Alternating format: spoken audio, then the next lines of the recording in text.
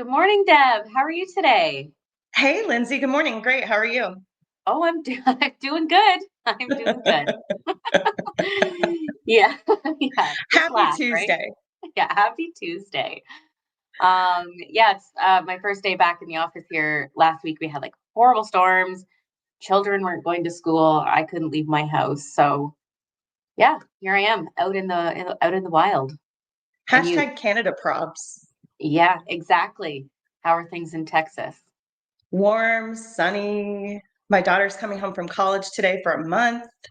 I'm super Oh, excited. Yeah, I right love it when on. everyone's in their places. Yes, yeah. I don't need to hear anything more about the sunshine. That's fine. We'll leave that there. But yeah, no, I'm glad that we had some time to catch up today. I have some questions that I just want to go through with you. And yeah, it's always nice to see you though. You too. I love to see your face. Yours too. All right. So, and this is just kind of more so to get to a little bit know a little bit more about like you and your background, what's brought you to where you are today with consulting. So if you don't mind, maybe just starting to tell me a little bit more about like your background and what has inspired you to become a franchise consultant. Sure. So I had a long career in the automotive industry, in and with Ford Motor Company in Detroit for about 16 years. Moved to Houston in 2000, well, had a baby in 2003, moved to Houston in 2004, and I stayed home and used my MBA for the PTO for about 8 years. Mhm. And I have a son and a daughter. And then an opportunity to own a franchise specialty toy store kind of fell in my lap. And at the time, if you've ever been a stay-at-home mom, you understand what it's like when you've had a career, you've traveled, you've had your own money, you've done your own thing, and then for 8 years, it was totally different. And I just Mhm. kind of wanted something of my own again, but I didn't know what. That opportunity fell into my lap and it was amazing. So I owned a Learning Express Toys franchise for 12 years, and my Wow. whole family was involved from the start. My son would sticker product and put it on the shelves. He would sweep the floors with that great big push broom. My husband built plasma cars, and we just loved it. And last year, 2023, I just kind of lost my passion for the business and sold my business. And that was the thing, I always ask people, when you buy a franchise, what's your end game? Do you want a legacy business that you pass down? Are you building for retirement? Do you want a saleable asset? And so that's what I did, and sold the store. For about 6 months, I just volunteered, spent time with my family, did a lot of estate planning and, things you don't have time to do when you're running your empire. Hmm. And then I wanted to have something again this year in about the beginning of February, I guess. And I wanted to do something that would parlay all of my experience and knowledge with something that into a career that can help people. And so once again, I fell into franchise consulting, and it is the best thing ever. I love it so much. I mean, I get to know people every day and find out what motivates them, what they're looking for, and find them their best business match. So what's not to like? Yeah, no kidding. And actually, it's interesting that you brought up, thinking about the end game because I feel like when people do get into franchising, not everyone thinks about that in the beginning. They're thinking about getting into it. How much are we going to make? So yeah, I mean, thinking of like solid exit strategy is definitely important. And also just to kind of touch on like the toy store, like my Yeah. parents worked in factories, like can't take kids in there. I wish wish I wish that, my parents had a toy store. That sounds like it would be like the best childhood. So It was I'm amazing. And yeah, you should see our playroom. Well, it's been emptied out quite a bit because my kids are older now, but right. Yeah, yeah. But we still, literally so had cool. everything you can imagine. Oh, what a dream come true that would It have was been. fun. It was a lot of fun. I loved it. Yeah. Now, when it does come to like you're working with your clients, what is your whole Mhm. process for understanding what their goals are, their skills, and even financial needs before recommending any franchise options? So what I do, I start off with a get to know you call and just talk about kind of like we just did about my Mhm, background. mhm, What have you done before? What are you doing now? Do you have a family? Do you have children? What's your career experience? And again, what's your end game? What do you want to achieve? What is your why?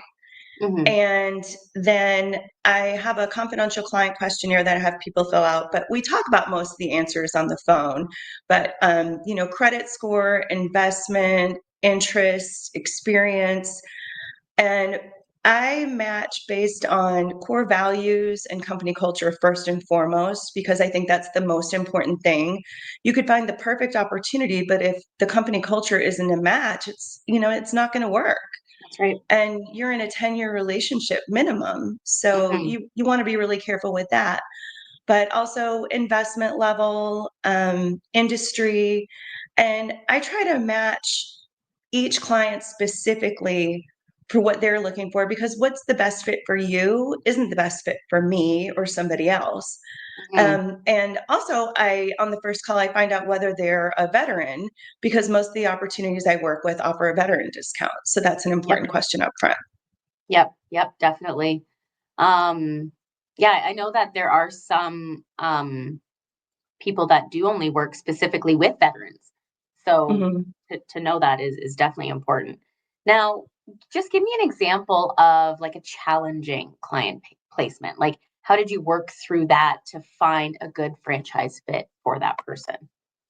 It's funny you ask. Just within the past week or two, I had a client who filled out the questionnaire, but his he asked for three different locations: Michigan, Chicago, and I think it was Austin, Texas.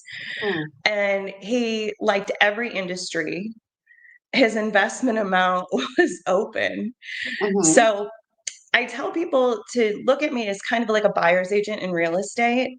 So if you don't tell me a location, a price range, like how many bedrooms and bathrooms you want, one story, two-story, city, country, suburbs, I mean, you got to give me something to work know with. something. Yeah. So, yeah. So he made it a little tough. And, he thought he was being agreeable, but Right.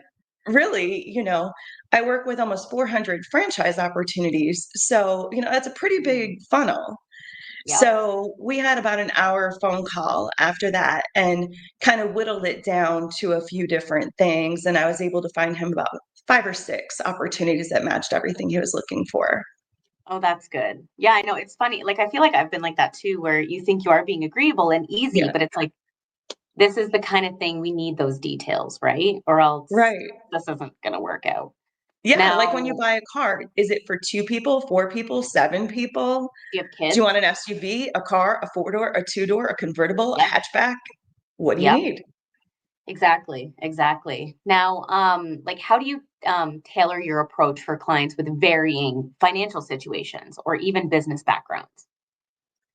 That's a great question. So I really, like I said, try to tailor it to each person. And, um, just because you have experience in a certain industry doesn't mean that's what you want to do in a franchise business. Mhm. And I just try to look at more of their interests, because I want to find you something that makes you excited to get out of bed and go to work every morning.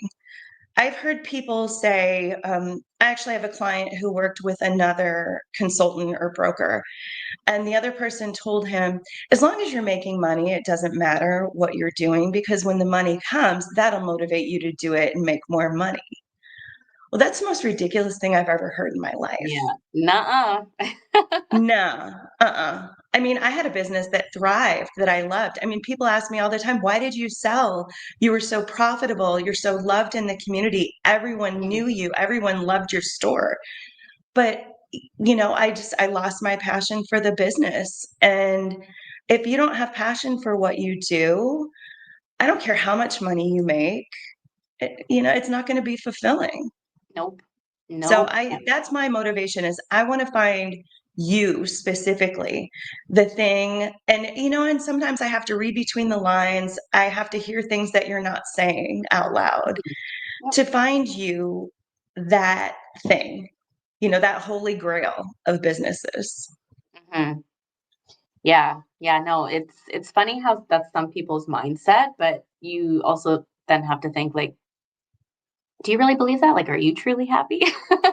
Like, Right? it's that saying, money can't buy you happiness, and it truly can't. It's gotta be fulfilling. You're right. Now, on the other side of things, like, could you tell me a story of a particular client that chose the right business, or that you helped them choose the right business for them, and then, they have found success? Like, that's gotta make you pretty proud, when you're able to help someone fulfill that kind of dream of getting into a business for themselves. So do you have a particular story on that? I mean, yes and no. I I mean, you can probably tell I love what I do, Mhm. and I Definitely. get so much joy when I do a brand presentation to a client and they love everything that I presented, and a lot of times it's things you would never think of, right? Because you don't know what I know and you don't know what you don't know. Right. But I kind of have an inside track and I can do more research for you in an hour than you could do in a week or more. Mhm. And I get a lot of joy with matching people with opportunities with companies I know are going to be a good fit and meet all of their goals, because business ownership is just such a wonderful thing. And I want to help people achieve that. And Mhm. I did have a client who I helped.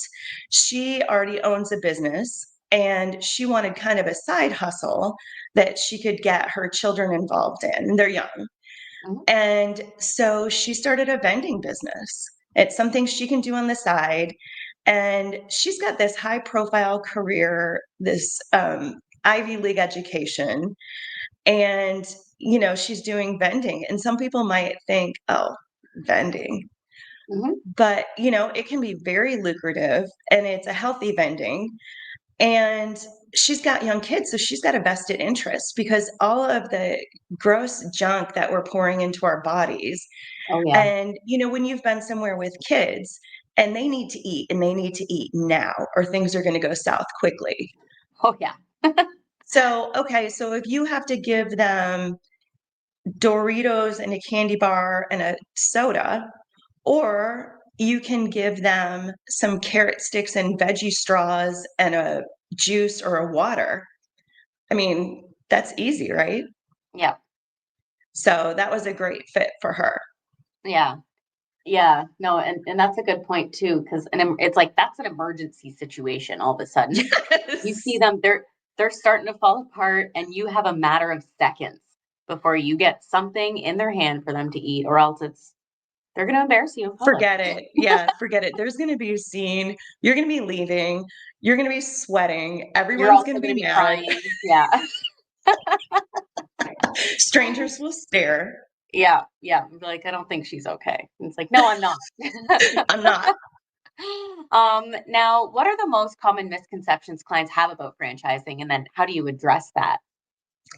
So there are two that I think are the biggest ones. One is that franchising is fast food. Chick-fil-A and McDonald's right Mhm. off the bat. And people ask me when they hear what I do, can you help me buy a Chick-fil-A? I mean, probably, If you but is want. that what you really want? Yeah. Is that for you? So like I said, I have almost 400 franchises in over 30 industries.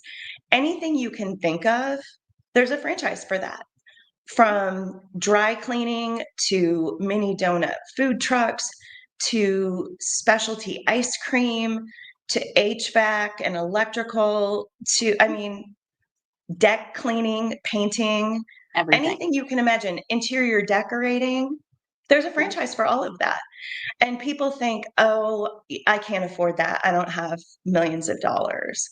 Well, 80% of the businesses that I work with, the all in buy in is between 75 and $150,000. Mhm. But also, you don't have to have all of that in cash. You can do a 401k Rob's rollover to fund your business as long as it's a company that you aren't currently working with. And most Mhm. people have at least one 401k from a previous job. Mhm. SBA loans, and the rates just went down. So it's getting more affordable than ever. Bonus. Yeah, that's And good. then, you can do unsecured loans, home equity line of credit. Mhm. There are so many ways to fund your business. And Yeah. what I'm seeing is people use multiple sources to fund their businesses because maybe you don't have enough in your 401k or you don't want to pull it all out, but Hmm. combine that with an SBA loan or a home equity line of credit. And so, it really, I have funding partners that I work with that make it really easy for you to figure out how to fund your business. And it's way more achievable than I think people think. Yep. Yeah, no, for sure. That is definitely one of the, I would say too, is yeah, food or I can't afford it. It's like, well, yeah, that's sounds like a No, good excuse, but we do have options. right? We have many options. Many, yes, yeah. All right, last question for you. Um, now it's the most important one for sure. The What pressure. Yes, no. What has your experience been like working with Schoolie Mitchell? And what is it about Schoolie Mitchell that makes it attractive to some of your clients? My experience with School and Mitchell has been outstanding from day one. Yay. When I was just a little baby consultant, I think in my first week or two, I Mhm, was encouraged to reach out to brands to learn more about the brands and also get to know the franchise development teams. mhm, And so I think you may have been the first company I talked to. mhm. So you have a special place in my heart. Aw. But the thing, everything has been positive Mhm, every single time. And it's the people. When you buy into a franchise, yes, you're buying the business, you're buying the brand, you're buying the industry, you're buying the name, but you're buying the team. Oh, You're yeah. buying the people that you work with. And it's just such a strong company culture. I love everything about it. I love every person there, from Dennis to Grace to you to, I mean, everybody is Mhm, amazing. Everyone really seems to be engaged and love what they're doing, and so franchisee focused and candidate focused. And, we have a great relationship. Not every company has a great relationship with brokers and consultants mhm. and sees the value that we bring. But, we're a team and we're on the same team. We have the Yep. same goal as Mhm, and the same goal as the candidates. They want a great business that they can do well and enjoy. You want candidates who are going to be great brand representatives. mhm. And I want to put people in the right situations and bring the right people together. Yep. And so I think, you're one of my favorite teams to work with. And Oh, what yay. makes you attractive is obviously the people, but I love the business model. And it's great, Yeah. especially for people who have had sales experience, because they build a relation. Let me say that one more time. They build the relationships with Yeah. prospective clients, and y'all do the heavy lifting. Yep. You do all the running the numbers. And I think it's such a strong industry right now because who doesn't want to save money? And we I would love all pay to. too much for certain things, and we know we do, but who has Yep. the time to stop and figure it out? Yep. That's And definitely a big so, thing. Yeah. yeah, it's a big need that you're filling. Yeah. Yeah. And I've got to say, like, one of my most memorable moments with like a broker or like at a conference was just like casually coming across you as we're all looking for something to eat. And then you're like, yeah, I'm Deb Tandy. And I was like, shit, I think I just talked to you not I that know long her. ago. I know her. And then, yeah, that was like such a great way to start that conference and then keep It running into each was. other. And then, here we are, doing this now. So it just goes to show the importance of connecting. Like you said, Yes. we are working together. We know we need to know how to work together. We both add value to each other's lives, both in and outside of work, right? So it's Yes. just it's so frustrating because it's like pulling teeth to try and get some people to even just have a phone call. And it's like, you're going to want to do this because chances are, 5 weeks down the line, you're going to be asking me about territories. And it's like, I just tried to call you to talk to you about that. But okay, here we are. So, it's just so important to make sure that we do this. And then of course when we do see each other in person, then it's like we actually do have a relationship and we know each other. We've talked numerous times about numerous topics and we get to know each other's sense of humor too, right? Right. So it's all so important and it's all part of the fun, it's all part of the business, it's all part of what we do. So, we appreciate you and, of course, BAI as a whole as well.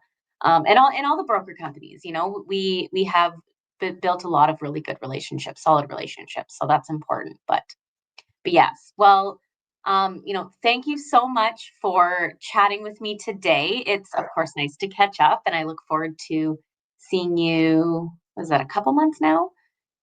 The next It's conference? May, but that's gonna be, like, in a couple weeks. By the time Oh yeah, Christmas, New tomorrow. Year's, Yeah. Valentine's Day, Easter, and then hello, it's May. Yep. Yeah. Yeah. Exactly. Exactly. Well, But hopefully yeah, by then it'll warm up in Canada. it'll probably still be winter in May, but you never know. Could surprise us this year. It's I don't always think. sunny in Las Vegas. Yeah, there you go. Yeah, that's something to look forward to. Cool. Well, Well, thank you so much. yeah, And, you too. the fact that you have such strong relationships with all of these different broker communities and your franchisees and each other, it's just a testament to what a great corporate culture Dennis and your whole team has built. Like Yeah. I really I'm super impressed. And I've told Oh, him and thanks. I've probably told you more than once. Yeah. I love what you're doing. Keep up the good work. You're fantastic. Oh, thank you. Well, you can keep reminding me. That's fine. Um, awesome. Well, yeah, we'll catch up again soon, I'm sure. So, thank you so much. Sounds good. Thank you so much. Appreciate All you. right. Have a great day. You too. Bye bye. All right, bye.